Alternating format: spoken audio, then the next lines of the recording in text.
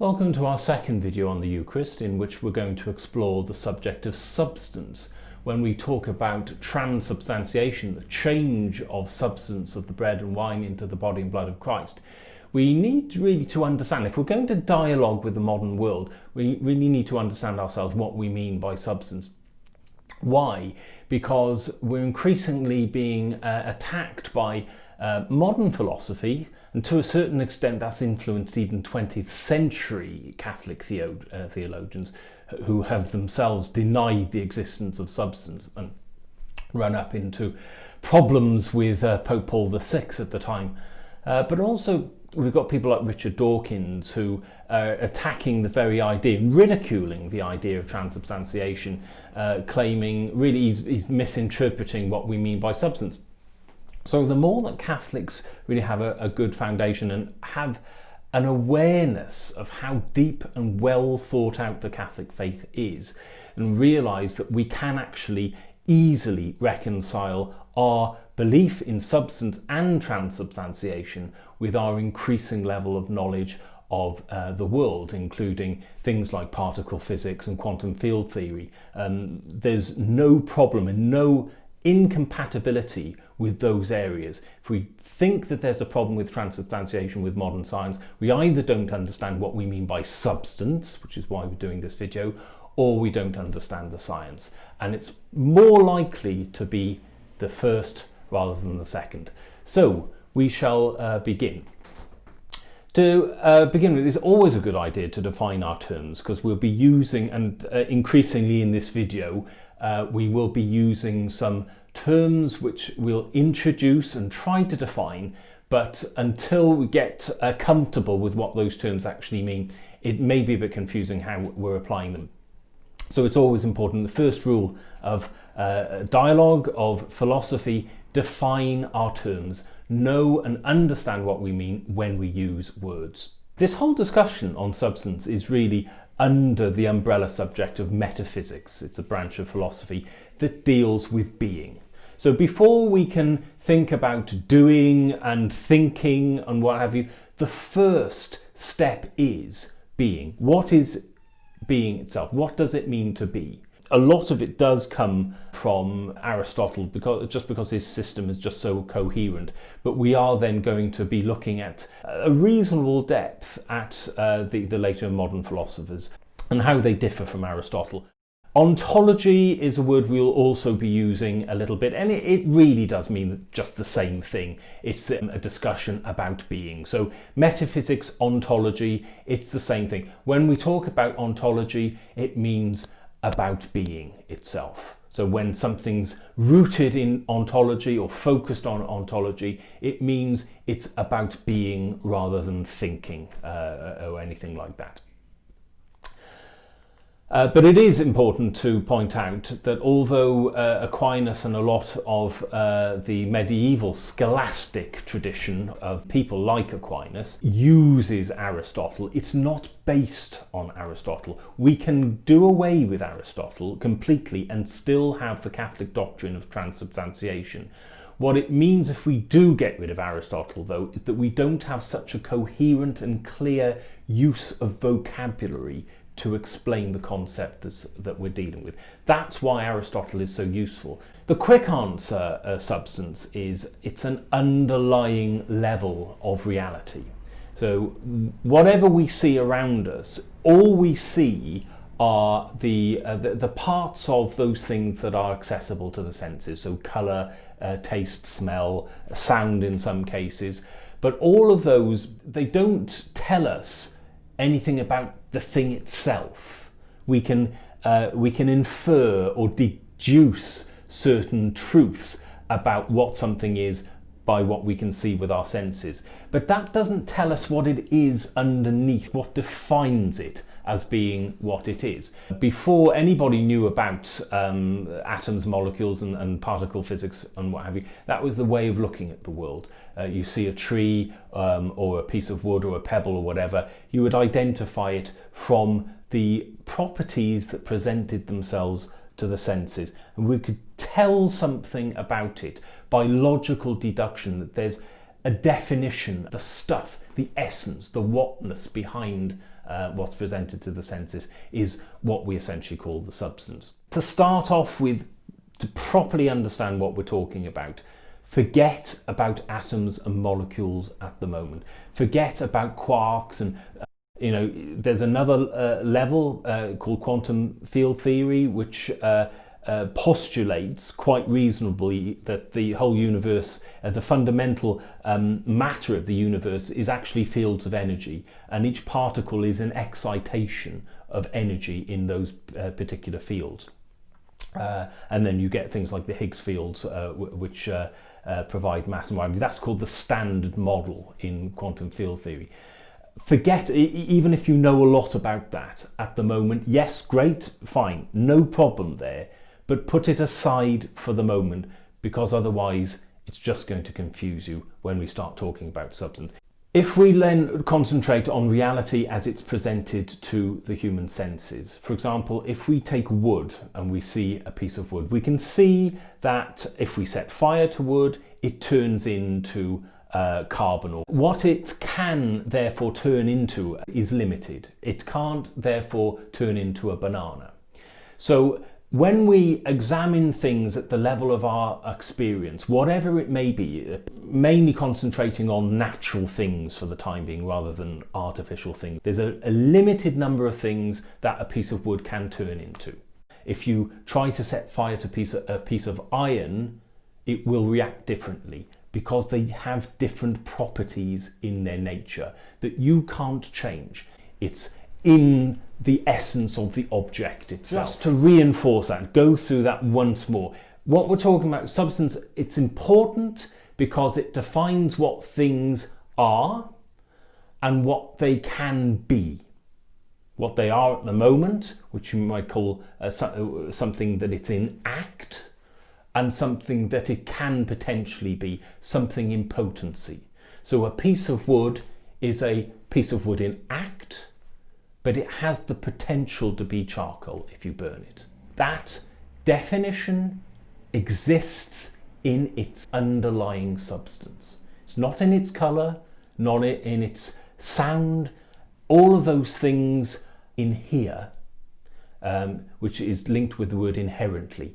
They inhere inherently in the substance of what something is. There's a limited chain of change in nature. It's got nothing to do with our being there or our interpreting anything. It's there in its very essence, in its very being. So Aristotle divided what something is really into what he called four causes. Now, it's a confusing use of the word cause, but if you think about it as four fundamental components or attributes of its being. You've got form, which contains the essence of what something is, its nature, what it can and can't be. If you remember, go back to when we were saying seeing the outside world and seeing things in identifiable shapes and sizes that we can say, yes, I know what that is. That's a house, that's a car, that's a human being, that's a cow. It's made of the same fundamental matter, if you get back to the level of quantum field theory, but they're all arranged into different shapes. All of them have a different essence, which we can put a name to, because when we come across a cow, we don't get it confused with a banana. A cow has its own shape. It has its own properties that we can identify with our senses and say that's a cow. And we can tell certain things about a cow through its nature. So that's form. So form gives shape to the matter, and it gives it an identifiable identity and a nature. We mentioned matter. If you get the same fundamental matter and arrange it in different ways with different forms, then you get a banana, you get a tree, you get a car, you get a rock or whatever. The third cause is what we would normally call a cause. It's how it got there, the process by which that thing came into existence. So with artificial things, it's a manufacturing process. With most natural things, it's a process. If it's biological, it's a process of either being born or growing up from a seed, but everything has come into being from something else, from a potency that lies in something else. Nothing that we see around us has existed forever. Everything has come into being that has been caused by something else. The last one, the purpose, called the final cause. Although that it is contained in the nature of something what it is, but Aristotle drew it out as a fourth category. Now, the Greeks used to call this telos, or end. Everything has an end purpose. The whole organisation of nature just reeks of purpose. We can see that everything in the universe pretty much performs some kind of function. So there's an order to it. We're not making anything up. We're not inventing anything. All we're doing is looking at the world and realising that that's how it works. Things are identifiable as different things because there's the matter that has come together in a certain configuration, a certain arrangement, which we call the form. Form and matter. It's called Hylemorphism, actually. It's a combination. Hyle literally means, I think it means wood, actually, but it means matter. In practice, it means matter, and morphe means form. Matter and form together to produce something concrete. The form contains the essence, so it gives shape to the matter. So if you look through a telescope and see the extents of the universe, you will see it ordered. All matter is ordered into some kind of shape, even if it's a funny shaped asteroid or a meteorite or a star or a planet. They're all formed into a particular shape, and everything conforms to those four areas. Form and matter. If it's just form alone, it wouldn't exist in the material universe. Everything came into being by a cause, and that cause, you can actually trace theoretically the cause of everything back to the Big Bang. Everything has a cause which was caused by something else causing it, and that thing was caused by something else causing it, all the way back to the Big Bang at the beginning of space and time. This makes sense. You know, it's nothing ridiculous. Nothing that we have said is unreasonable. We have looked at the universe and seen that we can actually reasonably see the universe in this way. Final cause, purpose, telos, we can see it in how the world works. We can watch the water cycle as the ocean forms clouds. The clouds deposit water onto the land. It nourishes the ecosystem. Produces flowers to bud, and flowers then are pollinated by bees. You can either see no purpose whatsoever in that, and of course we have no issues with evolution. There is no conflict with evolution, but even evolution itself arguably has a purpose. We can see a purpose to the very concept itself, even though ostensibly everything is created by randomness, by chance, by mutations of genes in the meiosis stage of production of reproductive cells. But there's purpose in everything. Now, if you can't see that, you can't see it. But if you can see purpose in everything, then that really does alter the way that you look at the world, and that's really important. Aristotle saw all of this.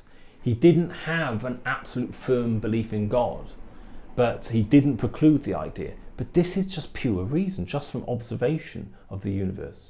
We go back again, reinforcing what we've learned. Formal cause, the essence, material cause, the matter now. Now we're starting to bring physics back into it now.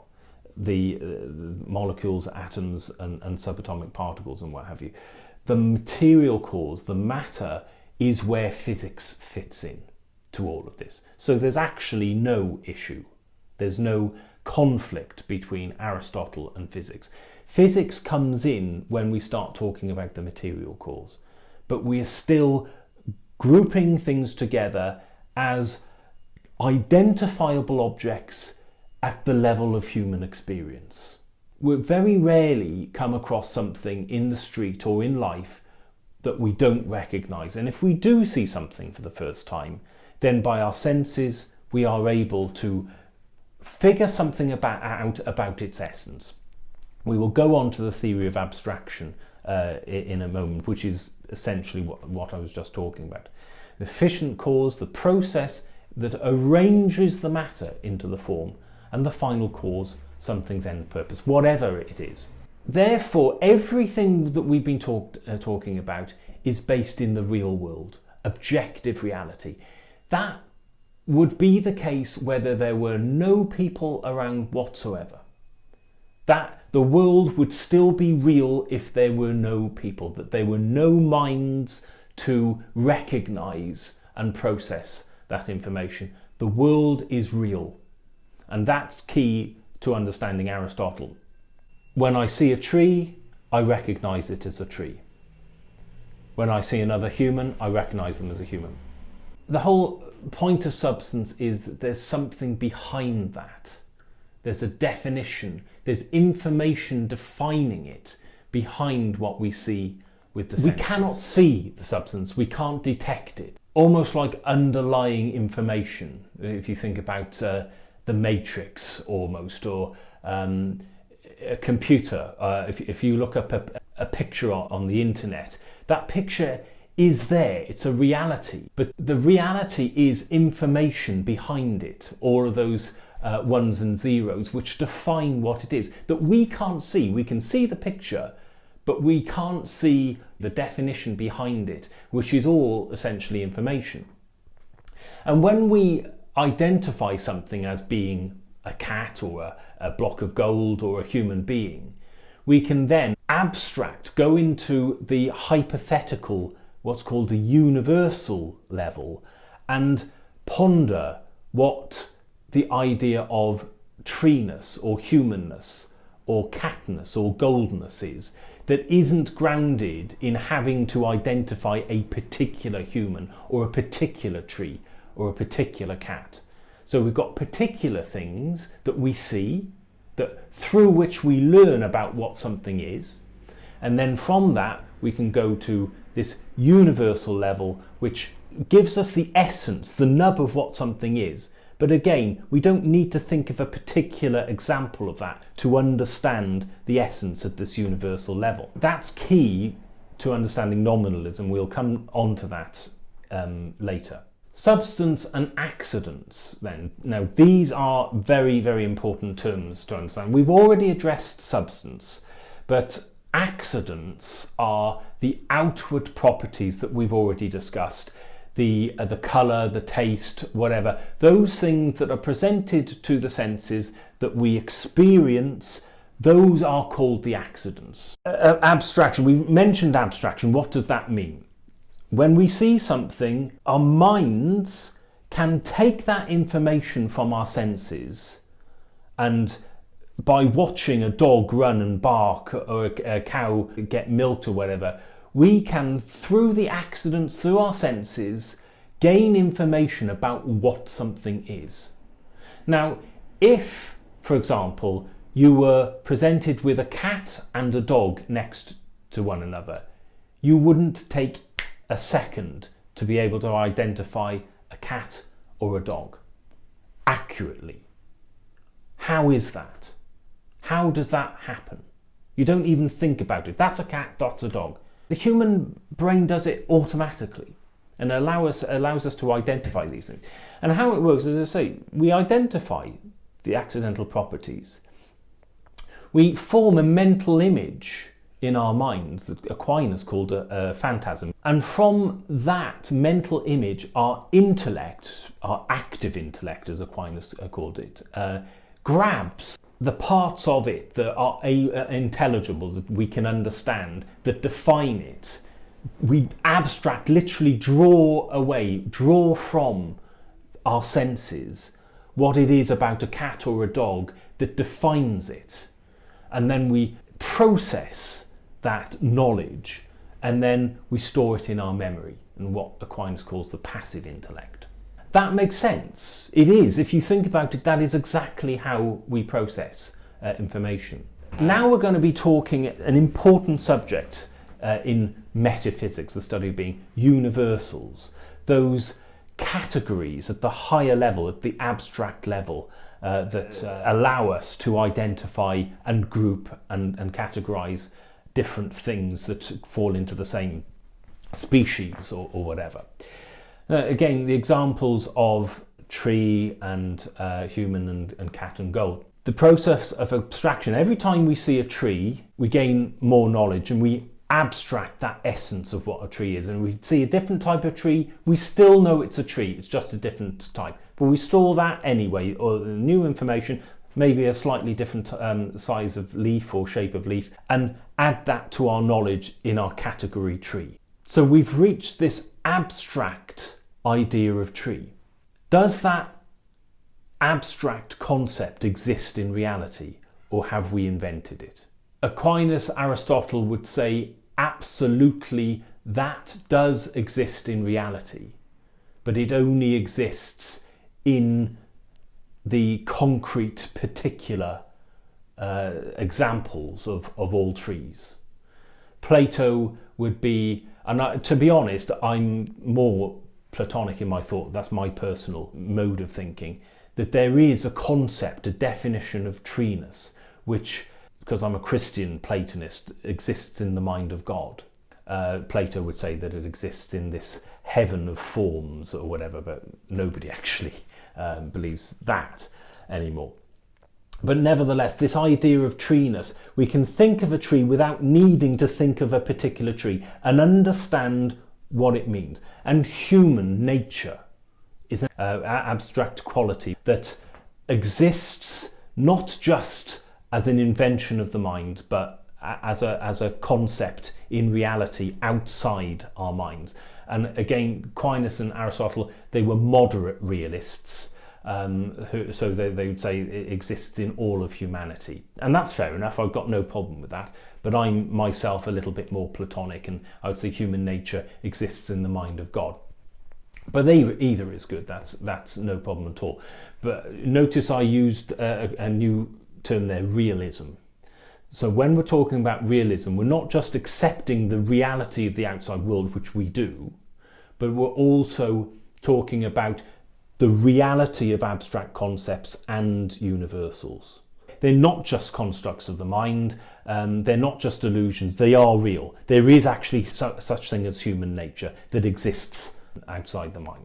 We will be going then on to nominalism, which is the denial of the reality. So you've got realism, that thinks that abstract objects and universals are real, and you've got then nominalism, which says that they're just mere names, and hence the term nominalism. If you've got difficulty grasping that concept, think of a mouse. So now think of a mouse. Come up with the image of a mouse in your mind. Now, most people won't think of a particular mouse because most people haven't really seen a mouse. So if they have, it's in a pet shop, or they caught it in the garden or in the house or something like that. But they're not going to really think of a particular mouse. And if you do have a pet mouse that you're thinking of, stop thinking of that particular mouse and think of a mouse in general. That's a universal. That's what we mean. And our mind knows what a mouse is. We can all experience that. We know what a mouse is without even really thinking about it. And when we see another mouse, which is a different mouse to any of the mice that we've ever seen before, it's a new mouse, we can still recognize it as a mouse because we have this knowledge of the universal nature of mice. Where things start to go wrong is in modern philosophy then, from Descartes onwards.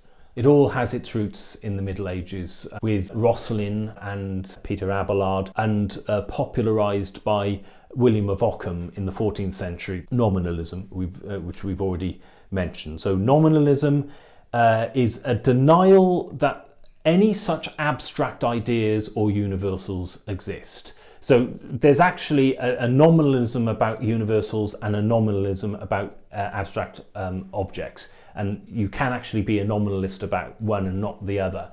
But we're going to kind of lump it together for the sake of time and to avoid too much confusion. But nominalism is the idea of anything like human nature or treeness or any generalization such as species and genus or whatever at higher levels. They're not actually real. They are just an invention of our mind. In postmodernism, we get this language of social construct. So our human nature, our biology, just a human construct.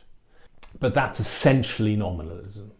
And that's permeated through modern philosophy, as well as why it's important is because a lot of the reformers in the 16th century were nominalists. And Martin Luther certainly was. He was taught the nominalist tradition, the Occamist tradition at Erfurt, at his university. Again, we've got all of this, what they call a taxonomic ranking of living things, species, genus, family. Nominalism just gets rid of all of that. All it's saying is, well, those are just empty names which are useful for lumping things that are similar together. But those things don't actually share a nature, really. They're just completely, they're independent, completely isolated things. In other words, we're not actually human. We're just individual entities and individual creatures that have similarities which allow us to mentally construct an idea of human nature. So we don't share anything in common really apart from similarity. That's essentially nominalism. And if we apply that, then it makes science impossible, because science, when we study a particular example of something, when we study a particular human or a particular mouse or whatever, we have to make an abstract general statement that defines and predicts the behavior in that entire category. If we can't do that, then we can't do science. We can't make predictions. And the fact that science does work in that respect, and that we can make accurate predictions, and that when we see something new, we can immediately identify that new mouse as a mouse. Or if we come across a tree that we've never seen, we automatically say that's a tree without manufacturing anything. Otherwise, we wouldn't be able to do that. If nominalism was right, in fact, a lot of the basic common sense methods by which we understand the world just doesn't make sense. And I think it's a massive and very, very dangerous error.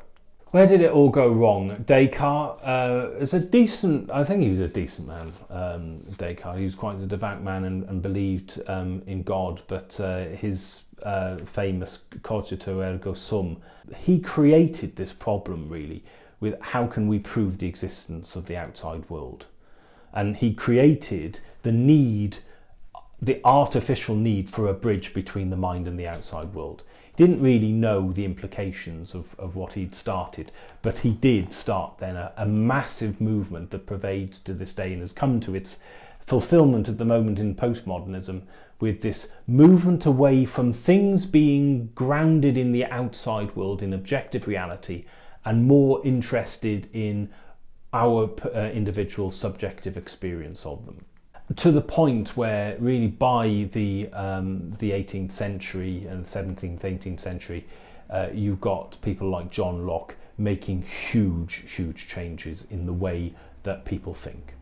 And even if you haven't heard of John Locke, his ideas still pervade in our universities, in our schools, and it has implications in ethics, certainly in personhood. In life issues about the right of life from conception to natural death. It's absolutely fundamentally rooted in Locke and his very dangerous opinions. So to Locke, if you remember Aquinas' and Aristotle's idea of abstraction, we see something that we draw a truth, a quiddity, a whatness, an essence from it through our senses and arrive at a knowledge of what it is. And it works. Nothing wrong with it. If it isn't broken, why change it? Locke, he then turned the onus back onto the subject. So all we've got to Locke are ideas of things. I mean, he's correct Technically speaking, it's called epistemology. But he throws in an unnecessary amount of skepticism as to how much we can really know about the outside world. So you've got these simple ideas. What our senses present to us is not just the senses themselves, but they are ideas, similar to what Aquinas would call phantasms. And then it's our mind which groups all of these different ideas, size, shape, weight, all these accidental properties, into what we construct as a reality in our minds. A series of processes in our minds that go on between that objective experience of an apple and what we understand an apple to be. So he's added in this gap between outside reality and the mind.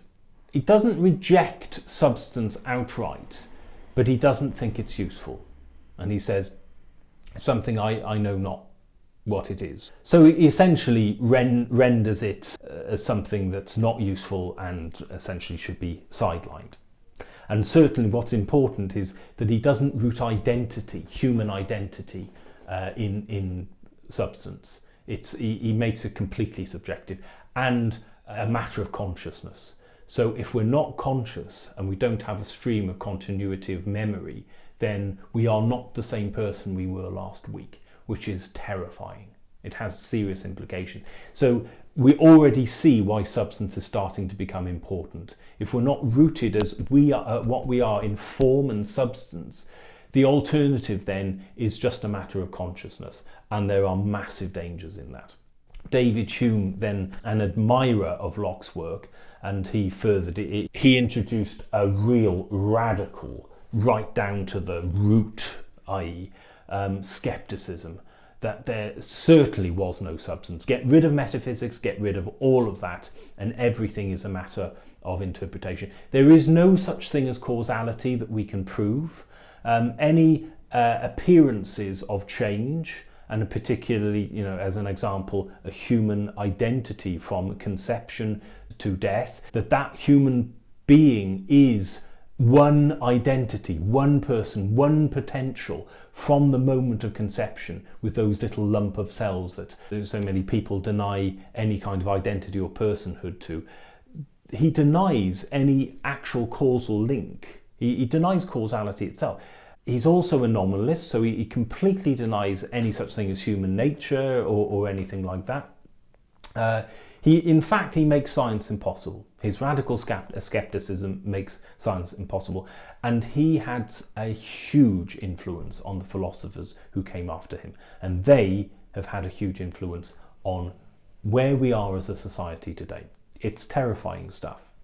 What Hume does to Aristotle, therefore, actually, because he doesn't believe in metaphysics, doesn't believe in form, doesn't believe in substance, everything is just relegated to the matter and the efficient cause, material cause, efficient cause, the stuff itself and how it got there. And even then, he introduces a radical skepticism that we can only really know so much about the outside world. And he adds to Locke's ideas, Locke's theory of ideas, by impressions of the senses. Everything is now reduced to the material. There are no universals, there is nothing transcendent, there is nothing outside the pure, mundane collections of matter that we see around us, including ourselves.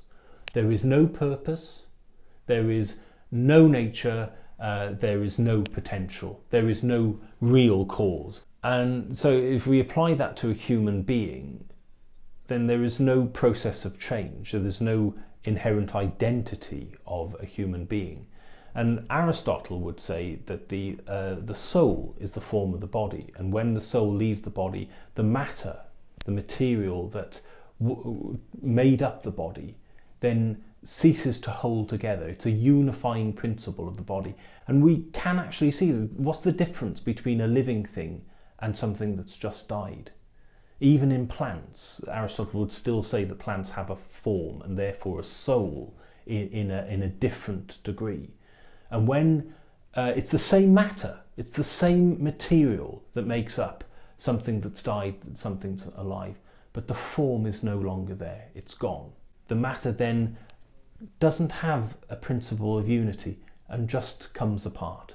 One might say that Hume and Locke and then Kant, as we come to them and moving forward, and then we go on to Husserl and phenomenology and what have you, we're increasingly going towards the mind, the subjective.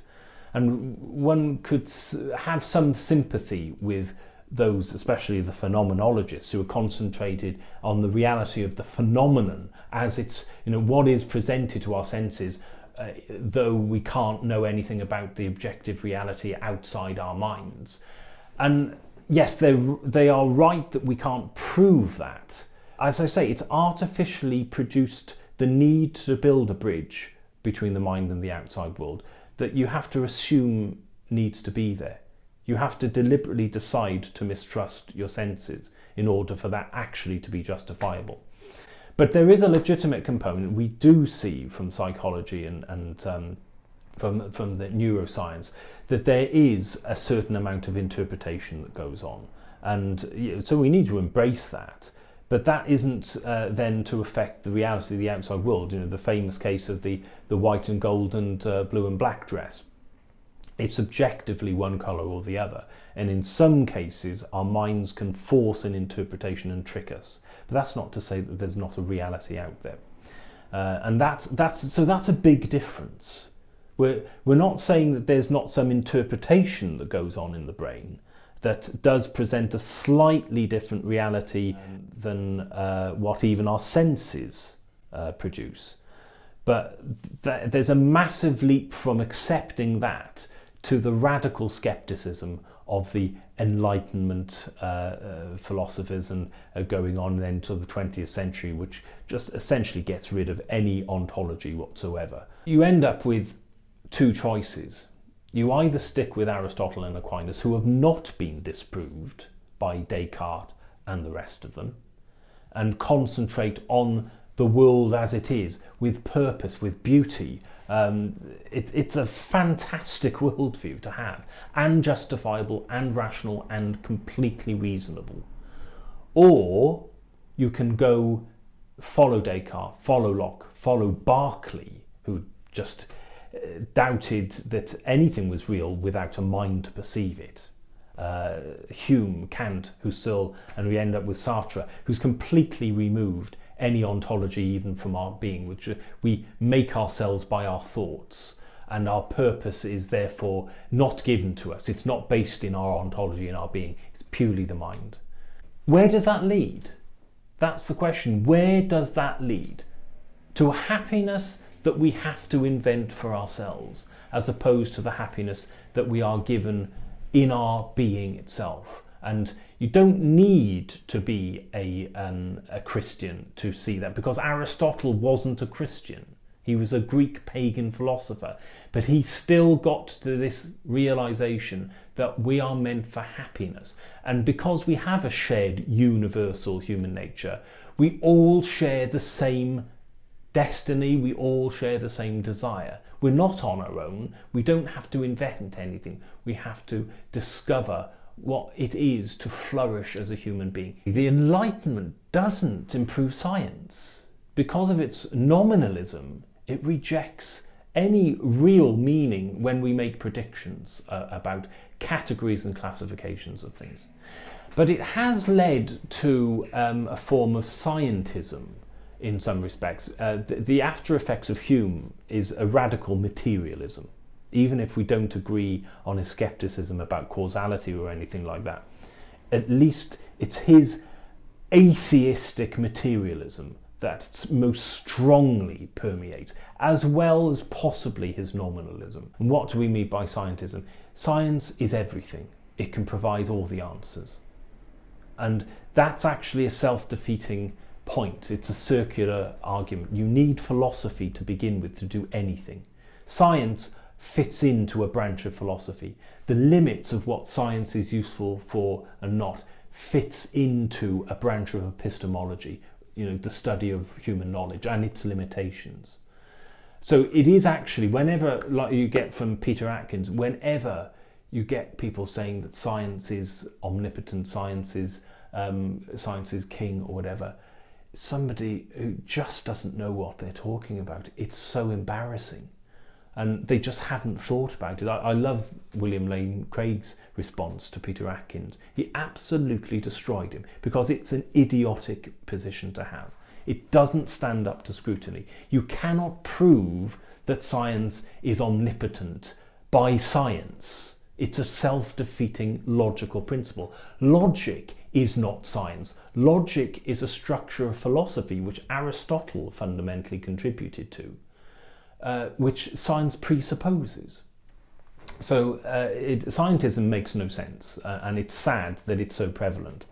And it has a bias that it doesn't even see. I'm a big fan of Brian Greene, and I've read his this book, The Elegant Universe, with great interest.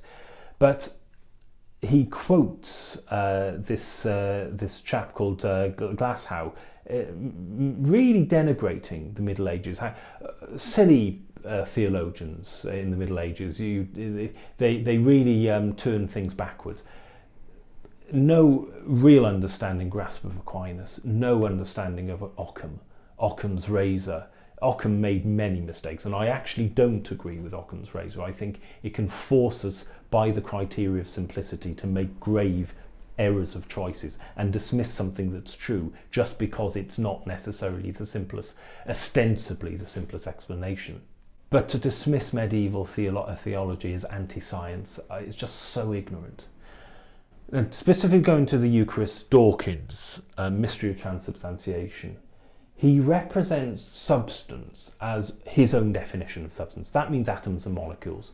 And if we say that the bread and the wine change into the body and blood of Christ, he's thinking in terms of atoms and molecules. And of course he dismisses it, because he doesn't bother to understand, to read Aristotle. He mentions Aristotle. I've got no reason to believe he's actually read Aristotle, at least engaged in any kind of level beyond the superficial on it. He clearly does not understand the subject. And I don't think, seeing some of his writings and interviews, that he cares that he doesn't understand it, because he has no respect for it. I read Richard Dawkins because I want to understand where he's coming from. And I'm afraid here it's just consistently clear that he sets up straw man arguments all throughout his writings. And when he's referring, as I say, to substance, he's not grasping and grappling with the Aristotelian concept of substance, which significantly predates his own definition. He can't blame the Catholic Church for using an older definition, it is very clear about when it means substance. It is very clear what it means by substance. And his argument is that the Catholic Church isn't using it in the way that he thinks it should be used. Nothing to apologise for. The Church is clear what it means. Just because he hasn't actually bothered to do that reading and research, it's actually sad. It's like a broken record now. But there is no conflict between science and religion, and there's no conflict between, at least the Catholic, authentic Catholic teaching. Scientism dismisses philosophy, it dismisses religion. Science is king. And again, it's a self-defeating argument. It hasn't been thought out sufficiently. So when we're talking about substance, we're not talking about atoms and molecules. I don't care what anybody else calls substance. What we're talking about in substance is what we have defined philosophically, using the language of Aristotle, what substance is. And now to finish off, we touched on transfinalization and transsignification in the other video. But just to mention the impact on Catholic philosophy. In the 20th century, you already started getting rejection of Aquinas, scholasticism, Aristotle, and substance in Catholic circles. The trouble is the Church has always, the magisterium since the 13th century, defined transubstantiation as a change in substance. So if you're going to get rid of substance, then you've got a problem. And they replace this, trying to be so flexible with the meaning of the words that it renders it meaningless, trying to replace this concept of ontological substance in being, with a subjective substance based on Husserl's phenomenology. So people like Schillebeeckx and Rana are already using the modern philosophers and trying to move on to people like Kant and Husserl, move things away from ontology, from the real world, into the mind. And therefore, when we talk about transubstantiation, because they incorrectly think that there's a conflict between modern physics and science, which is, you'll see that in Schillebeeckx's book, The Eucharist, nonsense. There is no conflict. I think it's an extraordinary claim to make. If we lose substance, we lose so much, and we end up just being trapped in our minds, essentially. Understanding a presence, when it means the Eucharistic presence, if there's no substance, the presence is therefore no longer in the ontology of the sacrament, in its being, in the level of substance under the bread and wine. It becomes then equatable with the level of presence of Christ in the readings and in the people and in the priest, although the priest has a mark on his soul which marks him out differently, but nevertheless he's not present in the same way as he is in the Eucharist. And this is a common error. I've heard it in catechesis groups in parishes, and I've had to correct it because it's Schillebeeckx, not the teaching of the church. And we've been teaching our people in catechesis about what Schillebeeckx thinks instead of what the church actually says. But again, the presence of Christ in the church, in the Eucharist, he equates it with the presence of Christ in everybody. So everybody's got Jesus present in him, which means the Mass isn't a sacrifice, and it means that private Masses have no value, which is just absolute nonsense. And we've really had a look at transfinalization, transsignification in the other video. But it's a matter of projecting a meaning. It's a subjective meaning because it's not in the ontology, it's not in the substance of the sacrament, it's in our meaning. And that's where it comes from. It's a denial of substance. It's a metaphysical error at the end of the day. So that's it. I know it's a hefty subject, but it's one that's worth understanding because once you get it, it helps you understand what's going on in modern society in the whole world. It's not just the Eucharist, it's the whole way of thinking of personhood and our way of looking at the very foundational questions of what makes our world up.